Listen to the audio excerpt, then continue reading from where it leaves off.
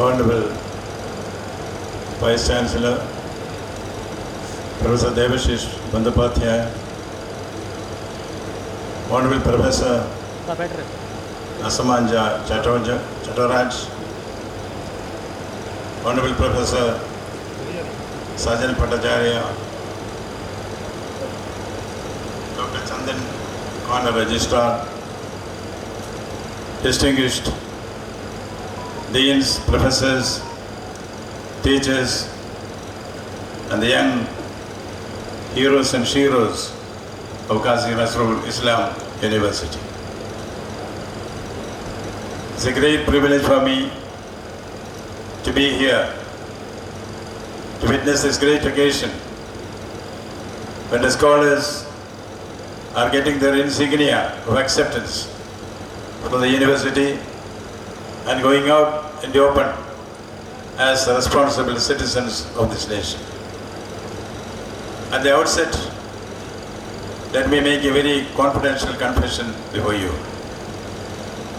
As Chancellor of more than 36 universities in the state, I have had the occasion to witness many convocations. But Honorable Vice Chancellor, may I tell you, this is the most dignified, most disciplined convocation which I have met.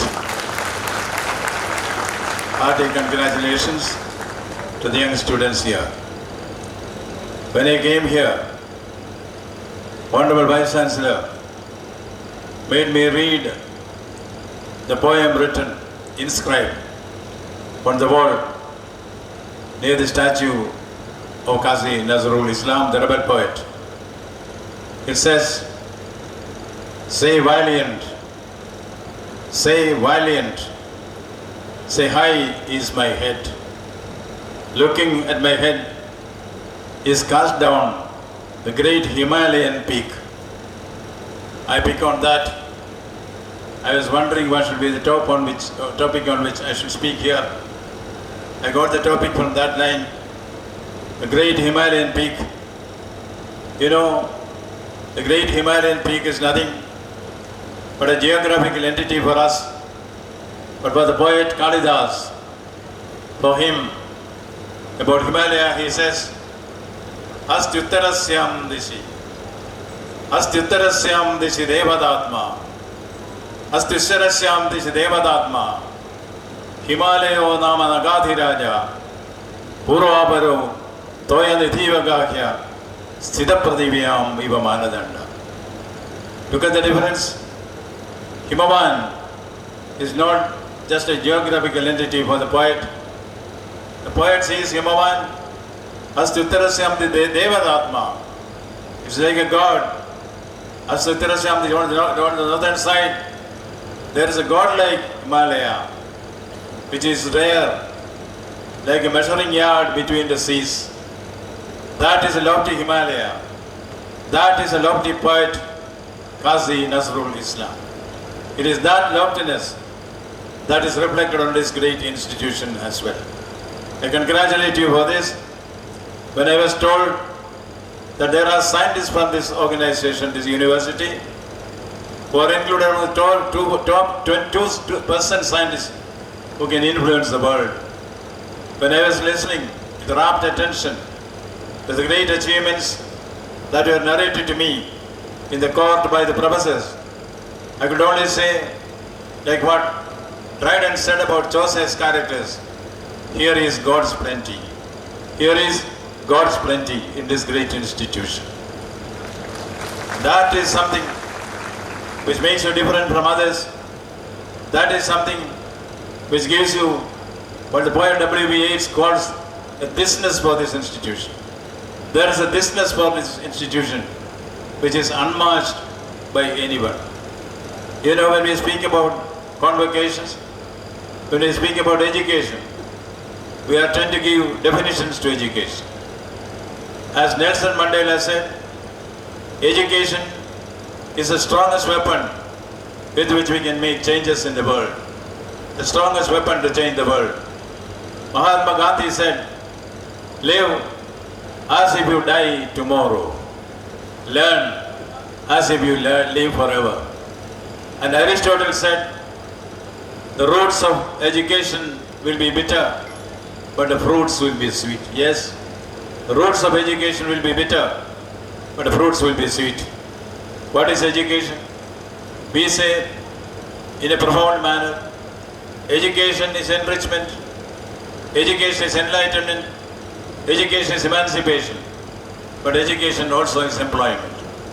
You know, the great educationist and philosopher, India's president, the Spalding professor of Oxford, Dr. Radhakrishnan, in his report stated that Indian education is not related to life. Education has a stem from life. Otherwise, education has no meaning. In the Kothari Commission report, the report itself begins with the momentous sentence, India's destiny is being shaped in her classrooms. It is very true even now. India's destiny is being shaped in her classrooms. And what does it all mean? Einstein said, education is what remains once you forget what you learned in the classrooms. Is it right? Once you forget what your teachers have taught you, that is education. Is it so? Education is what remains once you forget what you learned in the classrooms. Which means education has to be through life. I will relate before you an incident from the golden age of Indian history. The young prince is routed in battle. He flees the battlefield for his life. He also has his guru, his teacher, his professor with him, Acharya.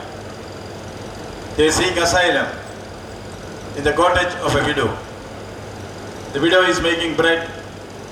Suddenly, the guru tells his disciple, the prince, look at that lady.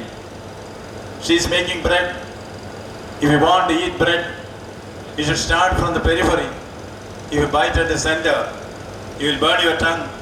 It is very hot at the center. Realizing the wisdom of this, the young prince returns to the battlefield, attacks the enemy from the rear, wins the battle, establishes an empire. The rest is history. Chandragupta Maurya and Chanakya. Chandragupta learned the art of warfare, not from the Santai school, not from the North Point, not from the Indian Military Academy. He learned the art of warfare from the cottage kitchen of a widow. Einstein is right. Education is what remains once you forget what you learn in the classrooms. Education from life, that is what is important. Now, I remember serious things can be put across in a lighter vein. In my college, we got a bright boy. He was first class for his BA, but he did not get a job. He went everywhere. He went to Chennai, he did not get a job. He went to Mumbai, he did not get a job. Then somebody said, you go to Kolkata. He came to Kolkata, and there, the Great Eastern Circus Company was having a show there. He went to the circus manager and told him, I am a first class graduate in English literature. Can I get a job in your circus company? The circus company manager examined his credentials, his degree, was very satisfied about his brilliance. But he said, you see, this is a circus company. We don't really need an English literature in this organization. But anyway, he said, you be here, do some odd job, we will certainly give you something to eat and also your accommodation. So he was there. In the circus, there is a blood-curdling scene.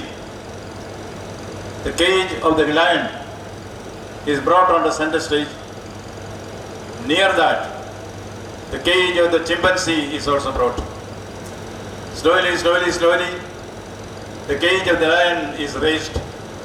Slowly, the cage of the chimpanzee is also raised. Then they push the chimpanzee into the lion's den. The lion, with a deafening roar, tries to catch the chimpanzee.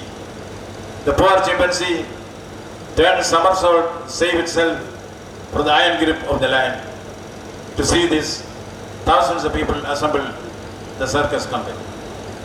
That day, the chimpanzee died. The circus is about to begin. If this scene is not there, people will throw down, set fire to the theatre. What to do?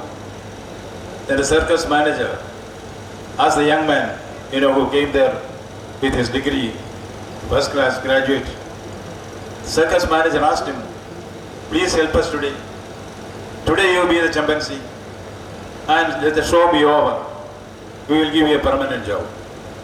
But he said, to be the chimpanzee, to give my head and my neck to the hungry lion, sorry, I cannot do this. They somehow persuaded him. The young man was put on. The chimpanzee's clothes was put on. He looked exactly like a chimpanzee. The chimpanzee's cage was brought on the center stage. The lion's cage was brought on the center stage. Slowly, lion's cage was lifted. Slowly, chimpanzee's cage was lifted. The chimpanzee was pushed into the lion's cage. Lion, with a deafening roar, came to pounce on the chimpanzee. The chimpanzee said, please don't kill me, I am a graduate. The lion said, don't worry, I am a postgraduate. This is the situation. When we say education is power, education is enrichment, education is enlightenment, education is emancipation, yes, it's all that, but education should also lead to employment. And now, there is also another aspect of education. Education is what should make you, when you are confronted with a crisis, like Hamlet of Shakespeare, to be or not to be.